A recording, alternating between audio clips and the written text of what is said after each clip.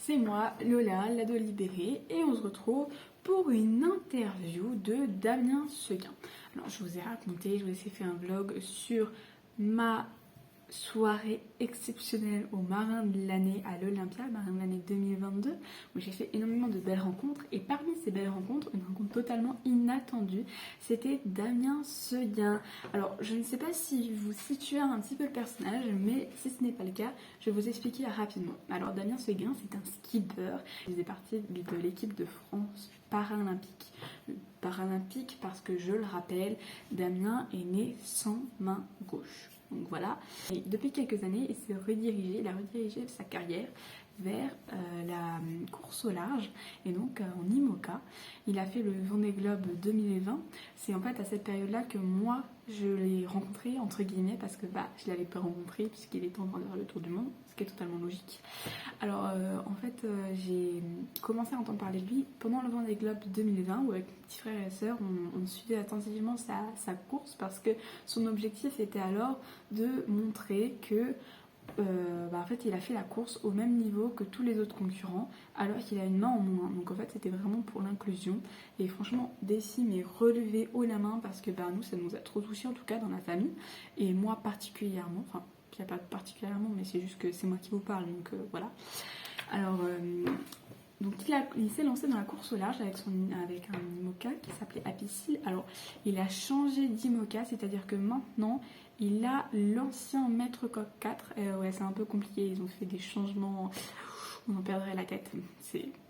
Donc il est parti sur la route du Rhum 2022 et j'ai pu le rencontrer rapidement à Saint-Malo lors d'une séance dédicace. Donc j'ai pu un peu lui parler de moi parce qu'en fait, comment dire, Damien c'est vraiment une personne qui m'inspire en fait parce que il s'arrête devant rien, il s'arrête devant strictement rien, il va à fond et enfin moi je dis chapeau parce qu'il fait des choses extraordinaires et ouais vraiment c'est une personne exceptionnelle et donc il me tenait à cœur de rencontrer pour pouvoir échanger avec lui et donc j'ai pu le rencontrer à la route du Rhum voilà où j'ai pu aller à Saint-Malo et donc faire de magnifiques rencontres dont Damien.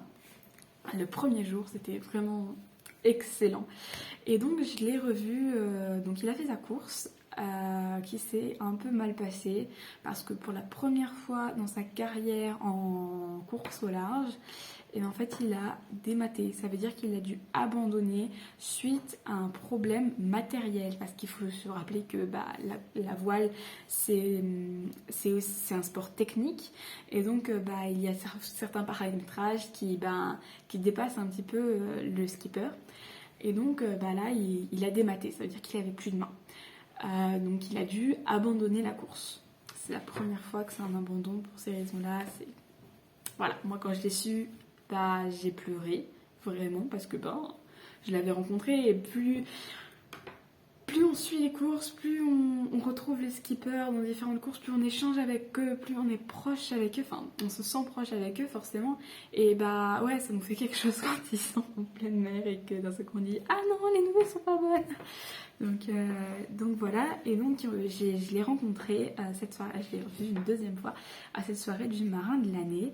Et donc voilà, je m'approche de lui, déjà je l'avais pas vu. En fait j'étais en train de parler avec Johan Richoum, vainqueur de la route du Rhum en classe 40, double vainqueur, 5e double vainqueur de la route du Rhum en classe 40 avec Patrick Arkia. Donc vous aurez aussi l'interview parce qu'on fait pas les choses à moitié. Et donc en fait il est venu par derrière et donc j'ai sauté un peu sur l'occasion pour commencer à parler avec lui et donc je lui ai demandé une interview voilà à chaud, je savais pas qu'il serait là donc c'était ma toute première interview donc soyez s'il vous plaît indulgents parce que j'avais pas du tout d'expérience là-dedans, j'en ai pas beaucoup plus mais donc voilà il a accepté d'être ma toute première interview donc j'en suis très honorée et franchement je pouvais pas réaliser mieux pour ma première interview parce que voilà, je vous l'ai expliqué. Donc je vous laisse regarder cette interview. Elle est un peu microscopique parce que voilà, c'est les problèmes techniques. Il y a eu des problèmes techniques. J'avais enregistré avec un micro, mais le son est médiocre parce que finalement j'avais pas appuyé sur le bouton. Enfin, voilà, c'est un peu le bazar parce que c'est la toute première et que voilà, je vous l'ai expliqué, j'avais pas d'expérience. Donc s'il vous plaît, soyez indulgents. Bonjour, on est là avec Damien Seguin qui a participé donc à cette route du Rhum. Malheureusement, elle s'est terminée un peu trop tôt. Moi personnellement, quand je l'ai appris, honnêtement, j'ai pleuré, vraiment. Ah oui, j'étais super déçue parce que vraiment une personne qui moi m'inspire énormément depuis quelques années maintenant. Et vraiment avec ma famille, on se suit à fond. Et du coup, comment toi tu l'as ressenti dans les premiers instants cette mauvaise nouvelle, ce dématage? Merci pour tes mots sympas. C'est sûr que ça a été un choc, le dématage. Et puis de se rendre compte en quelques secondes que la route du Rhum était terminée. C'est la première fois que j'abandonne pour cette raison-là. Et il y a un moment qui est compliqué à passer. Et après, on bascule très vite sur un mode un petit peu survie, déjà à savoir si le bateau n'a pas de joie d'eau, si je vais pouvoir rentrer à bon port, sécuriser le matériel, etc., pas risquer de suraccident. Donc très vite, j'ai été remis dans l'action. J'ai ramené le bateau un peu plus de 2 jours à Lorient. Et puis mon équipe a été super, elle m'a remis dans le bain, le chantier tout bien, le changement de foil. Je sais que au mois de juin l'année prochaine, j'aurai un bateau qui sera encore meilleur que celui que j'avais au départ de la route du Rhum. Donc voilà. Après, il faut être conscient aussi qu'on fait un sport particulier, c'est un sport mécanique et la casse matérielle fait partie du jeu. Donc même si ça n'est pas arrivé souvent, j'ai aucune garantie que ça m'arrive pas encore malheureusement. Mais on va tout faire pour éviter ça. Et on apprend aussi de ces expériences un petit peu douloureuses. D'accord. Et du coup, ça va être finalement s'arrêter pour repartir mieux. Alors, quels sont du coup tes nouveaux horizons avec ce nouveau départ finalement? Le bateau, il va subir beaucoup de transformations cet hiver. Il y a la réparation qui est due au dématage, mais c'est qu'une petite partie de ce qu'on va faire. On a prévu notamment le changement de foil, on va passer avec des grandes voiles de dernière génération. On va modifier les traves et pas mal de choses sur le bateau pour le rendre encore plus compétitif. Il faut pas oublier que pour moi l'objectif il est vraiment sur le Vendée Globe. J'ai terminé 6e du dernier et j'ai envie de faire encore mieux cette fois-ci. Donc on a mis les moyens avec tous mes partenaires pour rendre ça possible. Donc ça passe par beaucoup de modifications. Et puis moi je vais reprendre la mer très vite parce que début janvier je vais partir pour un tour du monde en équipage cette fois-ci avec Paul Meillat sur son bateau de biotherme. Donc voilà, retourner dans le sud, retrouver ces mers un petit peu capricieuses, et la navigation aussi en IMOCA, ça va me faire bien. Tu as hâte? Ouais, j'ai hâte parce que je suis passionné par mon sport.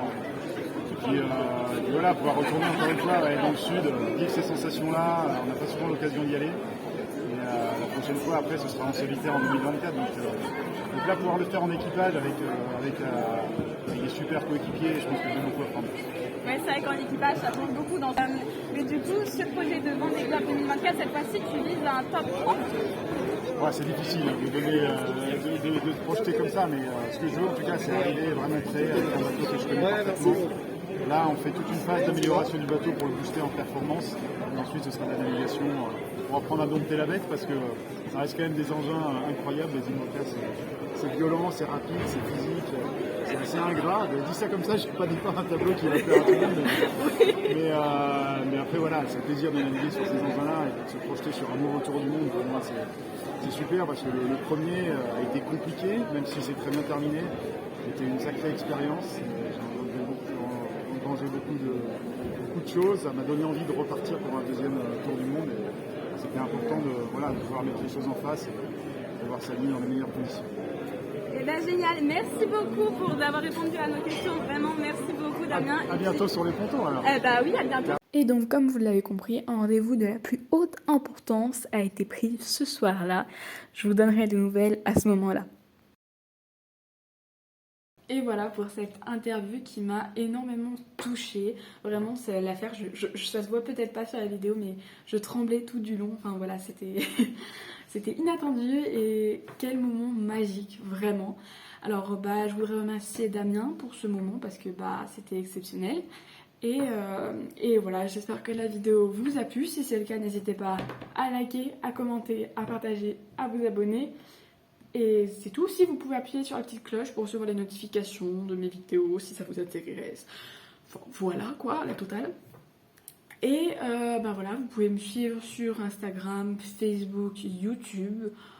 Voilà, c'est l'OL d'une ado libérée. Et voilà, à bientôt!